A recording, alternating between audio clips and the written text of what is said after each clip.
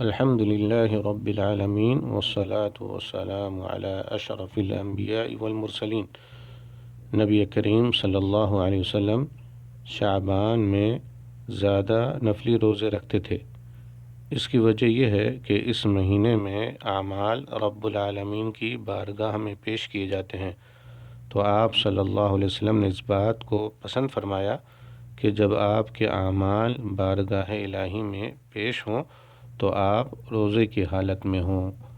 عن عائشہ رضی اللہ عنہا قالت لم يكن النبي صلی اللہ علیہ وسلم يصوم من شهر أكثر من شعبان فإنه كان يصوم شعبان كله وفي رواية كان يصوم شعبان إلا قليلا۔